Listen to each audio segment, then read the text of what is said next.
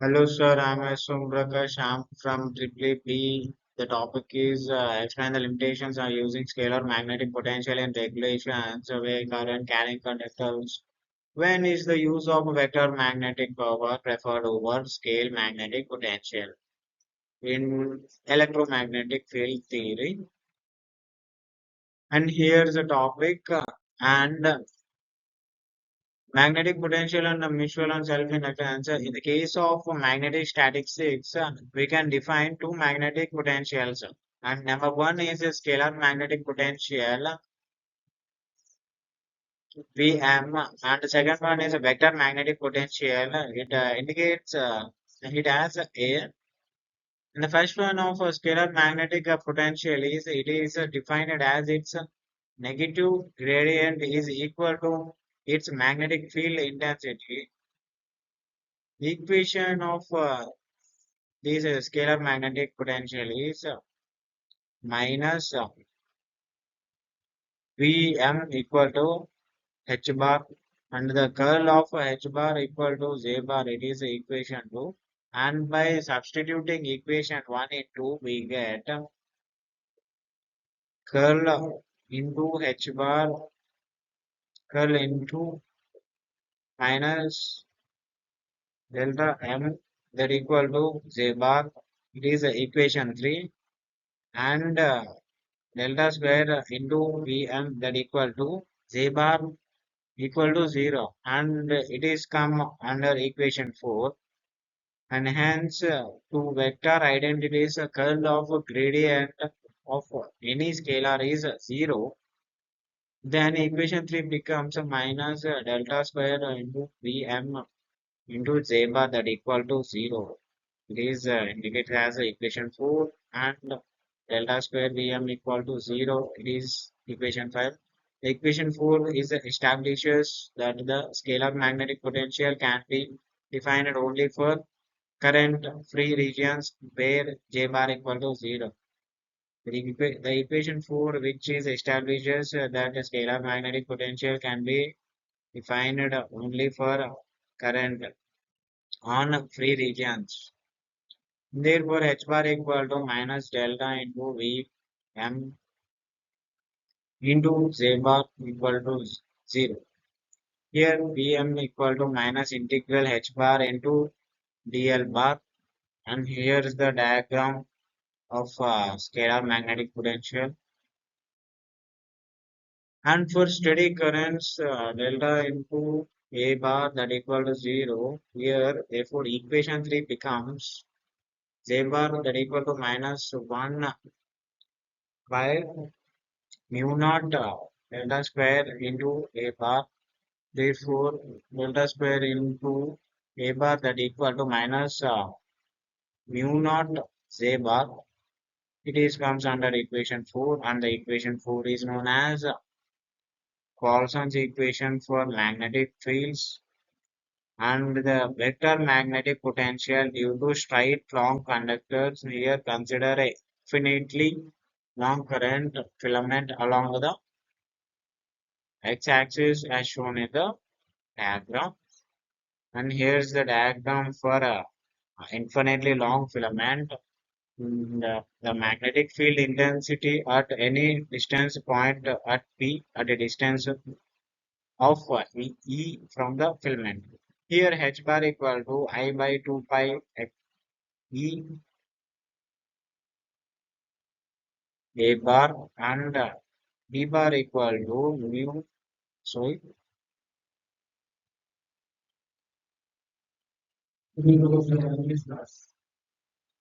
here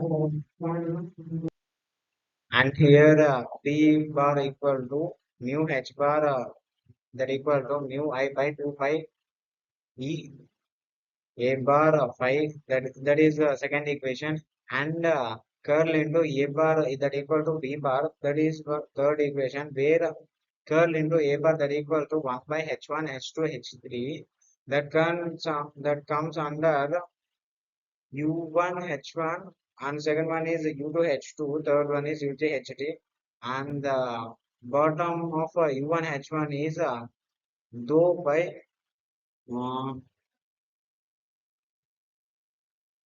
though sorry, and though A1 and though B2 and though B3 and the third one is H1 A1, H2 A2 and H3 A3 where H1 equal to 1, H2 equal to though and H3 equal to 1.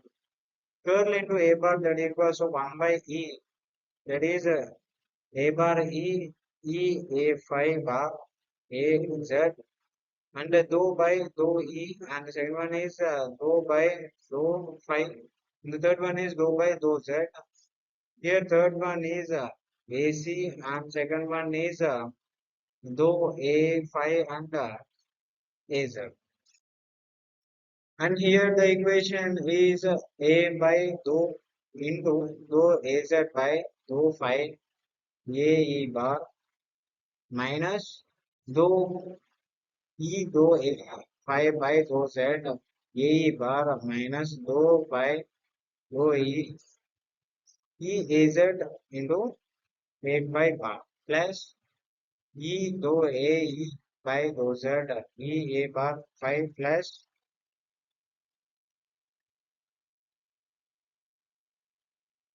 And from equation 2, 3 and 4 mu I by uh, 2 by E that equal to dou into AZ by dou E plus dou AE by dou Z.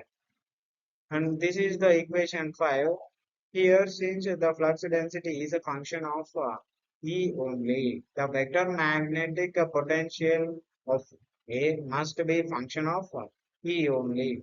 Therefore, the equation 5 reduced to mu I by 2 pi E that equal to minus dou AZ by dou E. That is the equation 6.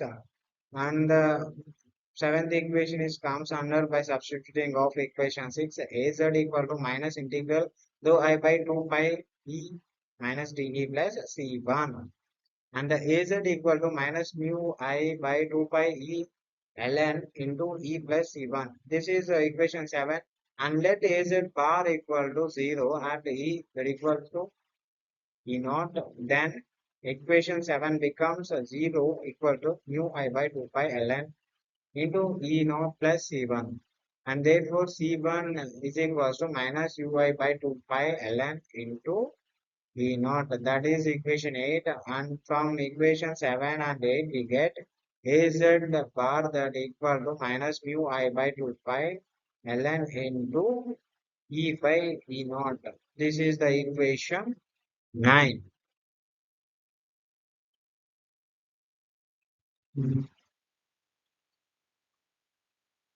And the vector magnetic potential that equals to A bar, the vector magnetic potential is defined as the curl of a vector magnetic potential is equal to flux density at any point which is similar to scalar magnetic potential. Therefore, curl into A bar that equals to E bar, equation 1, where B bar equal to mu naught into H bar. Then curl into A bar equals to and therefore, here the curl into A bar equal to B bar, that is considered as equation 1 where B bar equal to mu naught H bar.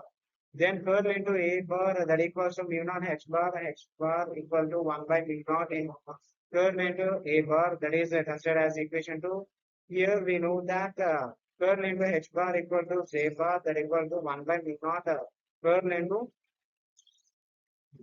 curl into A bar curl into H bar equal to J bar plus 1 by mu naught into curl into A bar again into curl square A bar. That is equation 3. The Laplace equation for the magnetic field in equation 5. Vm is a multi-valued function. To consider a coaxial table carrying current as shown below. And this is the diagram for the Laplace equation of outer conductor. The field intensity get any point of P from the center of the coaxial cable such that A is less than C and less than B is given by H bar equal to I by 2 pi epsilon A bar phi. That is the equation 1. And the curl B M equal to dou by dou E A bar E plus 1 by E into dou by dou phi A bar phi plus dou by dou Z A Z into V. Yeah, that is considered as equation 2 from the definition of coaxial magnetic potential U plus minus curl Vm. And the equation this is comparing both sides. I by 2 pi epsilon that equal to 1 by A rho Vm by pi. And this so Vm equal to rho by 2 pi into A less than C less than B. And this is all about the scalar magnetic field and vector magnetic field. Thank you.